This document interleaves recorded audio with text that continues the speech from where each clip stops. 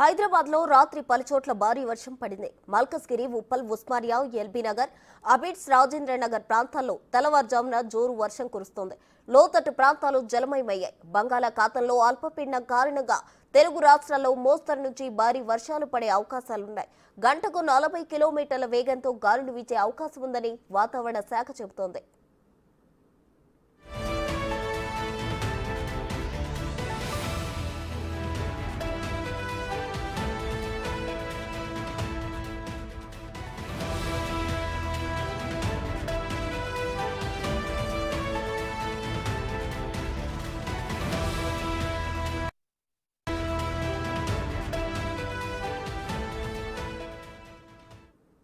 మరిన్ని వివరాలు మా ప్రతినిధి రామ్ ప్రసాద్ లైవ్ లో అందించడానికి సిద్ధంగా ఉన్నారు. రామ్ ప్రసాద్, చెప్పండి. అయితే రాత్రి హైదరాబాద్ లో పలు చోట్ల వర్షం కురిసినట్లు తెలిసింది. అలాగే రాబోయే రోజుల్లో కూడా అల్పపీడనం కారణంగా మోస్తరు నుంచి భారీ వర్షాలు కురిసే ఛాన్స్ ఉందా అని వాతావరణ శాఖ అయితే హెచ్చరిస్తుంది. దీనికి సంబంధించిన ఓవరాల్ డీటెయిల్స్ ఏంటి రామ్ ప్రసాద్?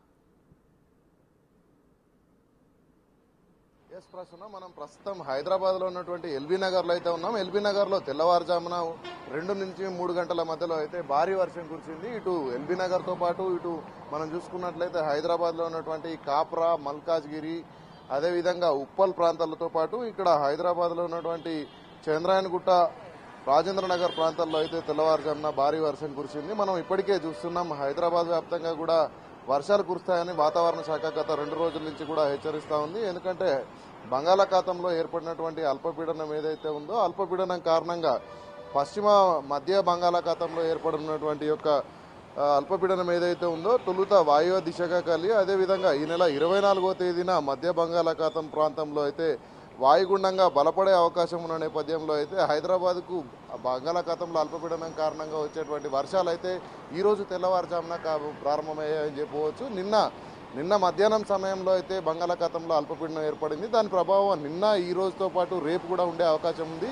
పూర్తి స్థాయిలో మనం చూసుకున్నట్లయితే హైదరాబాద్లో ప్రస్తుతం ఒక ప్రాంతం మొత్తం కూడా అంటే ఇటు కాప్రా నుంచి మొదలుకొని రాజేంద్ర నగర్ వరకు కర్మాన్ ఘాట్ మీదుగా ఎల్బీ నగర్ ఈ ప్రాంతాలన్నింటిలో కూడా భారీ వర్షం కురిసింది. నిన్న ఎల్బీ నగర్లో కురిసినటువంటి తెల్లవారుజామున కురిసినటువంటి వర్షానికి అయితే మనం చూడవచ్చు రోడ్ల పైన వచ్చి నీరైతే నిలవడం జరిగింది. అంతేకాకుండా ఇప్పటికే మనం చూస్తున్నాం గత వారం రోజుల నుంచి కూడా ఈ యొక్క బంగాళాఖాతంలో అల్పపీడనానికి సంబంధించి వాతావరణ శాఖ అధికారులు అయితే హెచ్చరికలు జారీ చేస్తూ ఉన్నారు. ఎందుకంటే హైదరాబాద్లో వర్షం ఒక గంట పాటు వర్షం కురిస్తేనే చాలా ప్రాంతాలలో అయితే వాటర్ కొంత స్టాగ్నేట్ అయ్యేటువంటి పరిస్థితి ఉన్న నేపథ్యంలో అయితే ప్రజలందరూ కూడా అలర్ట్గా ఉండడంతో పాటు ముఖ్యంగా వాహనదారులందరూ కూడా రోడ్లు దాటే క్రమంలో అయితే భారీ వరదలలో నుంచి చెరువులను నదులను తలపిస్తున్న నేపథ్యంలో దాటే క్రమంలో అయితే కొంత సమన్వయం పాటించాలి. ఎందుకంటే ప్రమాదాలు జరిగినట్లయితే కొంత ప్రజలకు ఇబ్బందులు కలిగే అవకాశం ఉన్న నేపథ్యంలో అయితే పూర్తి స్థాయిలో అధికారులందరూ అయితే హెచ్చరిస్తూ ఉన్నారు. ఇప్పటికే జిహెచ్ఎంసీకి సంబంధించినటువంటి కమిషనర్తో పాటు ఈవీడీఎంకి సంబంధించినటువంటి వివిధ శాఖల అధికారులు కూడా పూర్తి స్థాయిలో ప్రజలకు ఎప్పటికప్పుడు అందుబాటులో ఉంటా ఉన్నారు. ఎందుకంటే వర్షం ఎప్పుడు వచ్చినా కూడా